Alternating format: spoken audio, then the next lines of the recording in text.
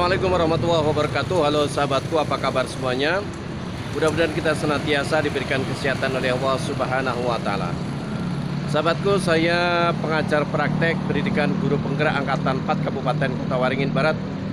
Hari ini akan melakukan kunjungan ke SMP Negeri 3 Arut Selatan dalam rangka pendampingan individu calon guru penggerak atas nama Bapak Nanang Fahruroji. Beliau ini sebelumnya berada di SMP Negeri 1 Kota Waringin Lama. Setelah ada mutasi, beliau dimutasi ke SMP Negeri 3 Arut Selatan, ya, yang berada di Kumpai Batu Atas. Mari ikuti perjalanan pengajar praktek kali ini dalam rangka melihat proses bagaimana perkembangan calon guru penggerak dalam mentransformasi pendidikan dan mengikuti pendidikan di guru penggerak kali ini. Ikuti terus perjalanan PP kali ini. Assalamualaikum warahmatullahi wabarakatuh. Waalaikumsalam warahmatullahi wabarakatuh, ya Pak. Pak Nanang sehat ya? Alhamdulillah sehat. Alhamdulillah, hari ini kita ketemu di suasana yang baru, tempat tugas Bapak yang baru. Suasananya sangat nyaman, sangat enak. Dan hari ini kita melakukan diskusi di tempat yang sangat nyaman ini. Tentu Bapak bisa menyempatkan waktu hari ini Pak, ya, kita untuk sama-sama diskusi dalam rangka pendampingan individu 5. Siapa? Terima kasih. Pak Nanang, tentunya kita akan diskusi tentang perkembangan Bapak selama 1 bulan terakhir ini. Apa saja proses yang sudah berjalan selama 1 bulan terakhir ini, Pak? Terima kasih ya Pak. Ya. Mengenai perkembangan proses dalam 1 bulan terakhir ini, yaitu tentang pemetaan aset, Pak. Pemetaan aset, ya. Tentang pemetaan aset itu kita berkolaborasi dengan pihak kepala sekolah, dengan Pak Kasek Kurikulum, tentang pemetaan aset. Kita diskusi bareng-bareng. Kita diskusi sama-sama tentang bagaimana kita memilah tentang aset-aset yang ini nanti mendukung impian-impian kita bersama dalam manajemen sekolah ke depan. Oh iya.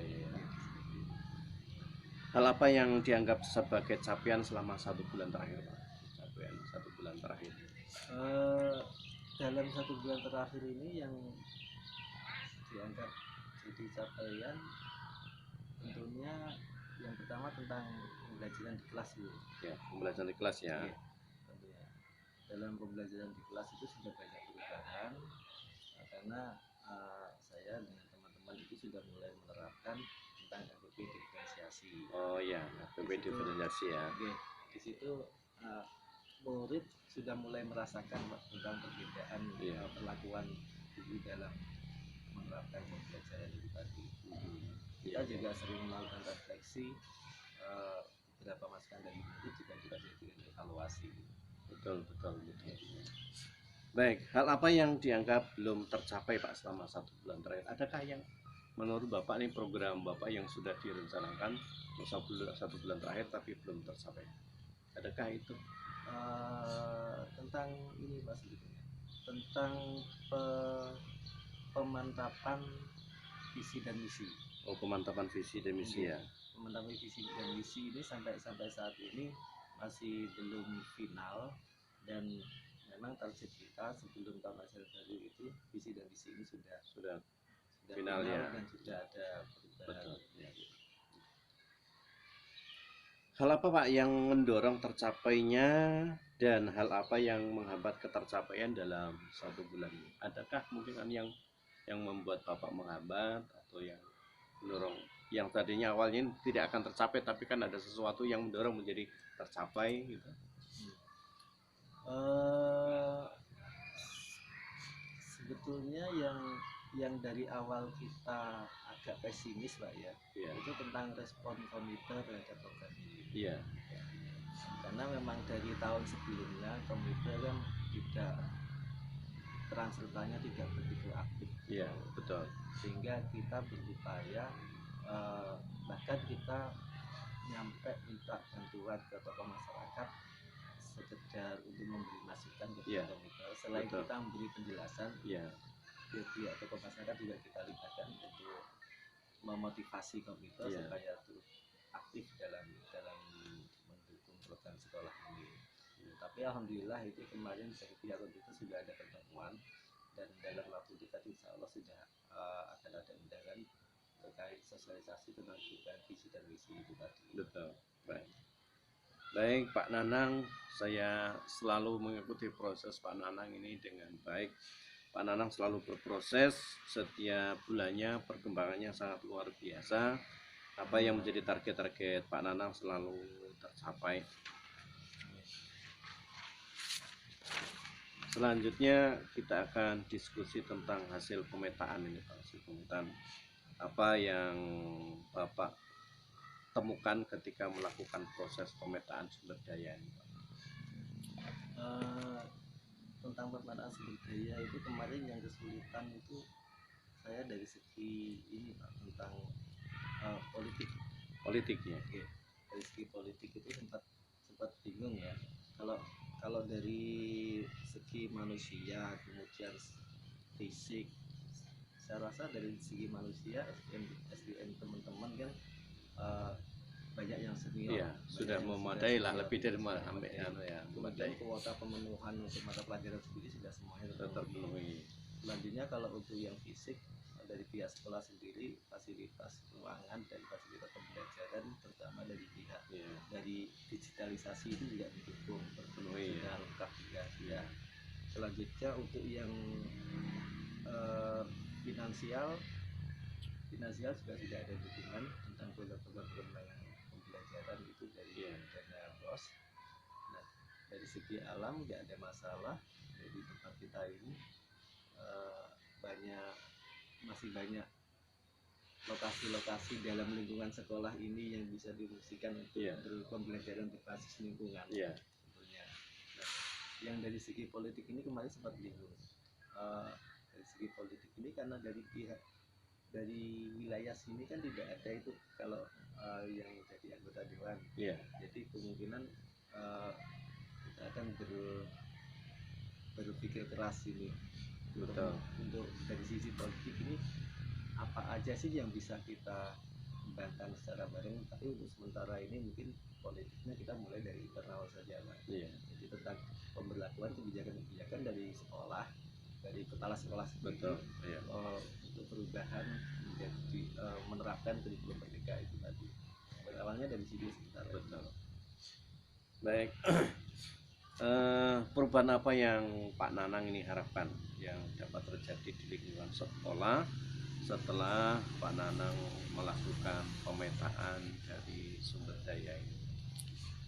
Yang kami impikan, yang saya harapkan juga setelah ada pemetaan ini, semua sumber daya ini bisa dimaksimalkan, bisa dimanfaatkan sesuai dengan fungsinya dan bisa dimaksimalkan sehingga ini bisa mendukung dalam proses pembelajaran dan pembiasaan pembentukan karakter terhadap anak itu lebih tercapai sesuai target dan keinginan kita. Betul. Jadi ketika kita sudah melakukan pemetaan diharapkan semua potensi sumber daya yang ada di sini semuanya bisa menunjang untuk pembelajaran kita. Iya, betul. Iya. Bagaimana Pak Nanang ini dapat menggunakan hasil pemetaan yang Bapak lakukan untuk memaksimalkan potensi di sekolah, Pak? Jadi ketika kita sudah melakukan pemetaan ini bagaimana supaya yang sudah ada ini bisa maksimal? Tentang yang sudah ada bisa maksimal, ini yang pertama biasanya saya mengevaluasi Pak pada setiap itemnya. Betul. Setiap itemnya ini sebetulnya ini kan sudah ada, Ya. tetapi pemanfaatannya ini belum maksimal. Ya. Sehingga yang perlu dievaluasi adalah tentang pembagian tugas dan tanggung jawab bersama internal dalam warga sekolah itu tentang pemanfaatan dari setiap aset itu tadi. Oh iya. Kita evaluasi, nanti kita rapatkan bersama, dan itu poin-poin apa yang perlu diperbaiki pada setiap aset itu tadi yang belum dimanfaatkan secara maksimal. Baik, dari hasil pemetaan sumber daya yang Bapak lakukan, saya melihat prosesnya Bapak sudah sangat maksimal ini Pak. Jadi nanti bagaimana upaya kita bersama termasuk Pak Nanang untuk memaksimalkan sumber daya yang sudah ada di sini menjadi potensi atau kekuatan di sekolah ini untuk menjadi penunjang bagi pembelajaran di sekolah ini Pak. Iya, siap, Pak.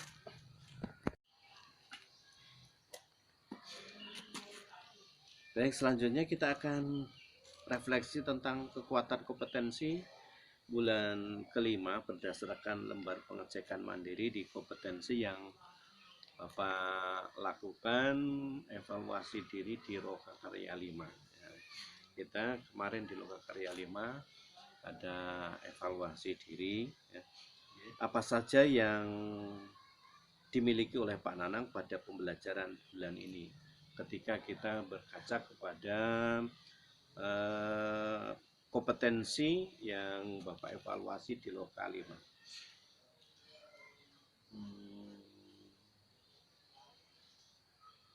Apa ya?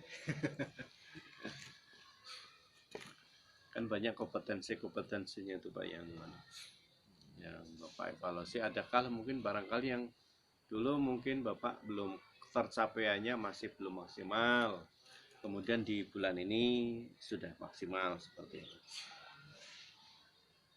Yang jelas yang sangat terasa itu dalam sebagai pemimpin pembelajaran itu, Pak. Pemimpin pembelajarannya. Iya. Sebagai pemimpin pembelajaran itu dengan mengikuti program guru penggerak ini kan banyak wawasan, banyak wacana yang kita dapat gitu. Iya. Nah, sehingga dalam guru pembelajaran itu dalam menghadapi kenakalan siswa yang beragam di dalam kelas ini kita lebih bisa kontrol. Ya, Kita jauh lebih bisa kontrol karena kita sudah kesadaran kita sudah mulai meningkat ini tentang kondisi keunikan siswa. Ya. Nah, kemudian dengan perlakuan pembelajaran diferensiasi itu juga kita juga lebih memahami bahwa beberapa anak ini memang harus dan wajib untuk didampingi dalam penguasaan materi. Iya. Karena apalagi pembelajaran berdiferensiasi ini untuk saat ini masih sangat baru Pak ya. Yeah. Belum semua guru bisa menerapkan hal itu. Yeah. Betul sekali Pak, betul. Apa ada tantangan dan kesulitan Pak selama proses pembelajaran, dan bagaimana Pak Nanang menanggapi tentang kesulitan tersebut? Yang pertama itu yang kita terasa banget kesulitan kemarin ketika penerapan diferensiasi. Yeah. Itu pemetaan awal itu 1 kali 2 kali kita masih belum tepat Pak untuk pemetaan itu. Tapi untuk yang mulai yang ketiga kalinya kita sudah mulai bisa karena yang pertemuan pertama, pertemuan kedua ketika kita mulai melakukan diferensiasi itu malah justru yang seharusnya pemetaan tidak sampai 10 menit itu sampai 15 menit ya, justru pemetaannya yang lebih panjang. Lebih panjang, betul. Karena pemetaan itu Pak, sebenarnya kita memetakan itu hanya satu sisi Pak, tidak hanya satu sisi kemampuan anak. Karena kemampuan anak itu juga bisa dilatar belakangi ekonomi keluarga di rumah, dan itu juga bagian dari pemetaan kita. Bagaimana ekonomi keluarga di rumah itu juga sangat penunjang. Kemudian faktor makan, gizi dan lain-lainnya itu juga faktor, kemudian faktor lingkungan pergaulannya, nah itu juga sangat mempengaruhi. Baik, bagaimana Pak Nanang akan menggunakan saran tersebut untuk proses pembelajaran? Yang jelas semua saran yang saya dapat itu akan saya jadikan bahan untuk mengevaluasi proses pembelajaran yang sudah kita terapkan, sehingga dalam proses pembelajaran ini kita setiap pertemuan, setiap hari itu ada perubahan menjadi yang lebih baik, lebih sempurna.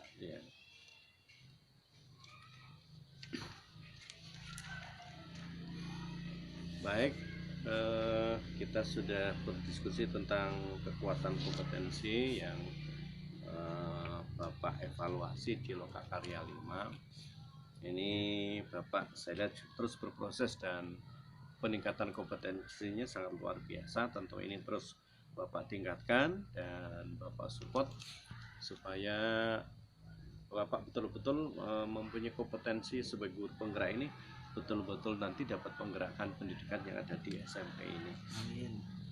Baik, ini pendampingan yang terakhir. Tentunya setiap bulan saya ketemu Pak Nanang ini, setiap bulan ketemu Bapak Nanang, kita diskusi panjang lebar, kita selalu melihat bagaimana proses Pak Nanang di sini. Saya mendampingi Bapak sebagai pengajar praktek. Adakah kira-kira Pak nilai tambahnya ketika pengajar praktek itu datang ke sini? Nilai tambahnya ini banyak, Pak. Nilai tambahnya itu dengan kehadiran pengajar praktek ini, motivasi kami sebagai peserta ini semakin meningkat tentunya itu, karena dalam durasi waktu yang lama itu kita sendiri sebagai peserta dalam mengikuti kegiatan ini ada naik turunnya ini. Betul pasti itu Pak. Ada naik turunnya ini, semangat dan motivasinya. Tapi dengan kehadiran PT yang langsung turun ke lapangan dalam program pendampingan individu ini sangat-sangat memberikan, secara moral ini sangat-sangat memberikan nilai positif bagi kami, dan itu sangat berpengaruh kami rasakan. Itu yang pertama. Yang kedua, di setiap kali pertemuan kita selalu ada masukan, Pak. Kami selalu mendapatkan masukan positif yang sebelumnya ini kadang ada satu atau dua yang tidak positif. Oh iya benar kata Bapak ini, oh iya benar kata Bapak. Nah itu kita jadikan bahan evaluasi dan bahan materi tambahan pengayaan intelektual kita sendiri dalam menerapkan pembelajaran di sekolah. Nah, kemudian tentang koordinasi, karena dalam proses pelatihan ini kan ada juga yang sifatnya kelompok. Jadi dalam koordinasi kelompok itu kita juga lebih aktif juga dengan adanya PP itu tadi. Baik, terima kasih mudah-mudahan dan dengan adanya kehadiran PP ini memang kita berharap Bapak sebagai calon guru penggerak ini ketika sudah mulai semangatnya berkurang bisa kembali semangat lagi. Dan mungkin dari teman-teman lain juga ada yang barangkali mungkin sering ada tertinggal tentang tugas-tugas. Ketika kita sama-sama kita mengingatkan bersama, kemudian tugasnya bisa cepat selesai. Dan tentunya Pak saya terus mengapresiasi, memberikan semangat Pak, dan kita terus hanya kita tinggal 2-3 bulan ke depan menyelesaikan tugas ini. Bapak terus bersemangat berproses, jangan sampai ada menjadi suatu kendala mungkin dari teman-teman, apalagi di sini lingkungan baru.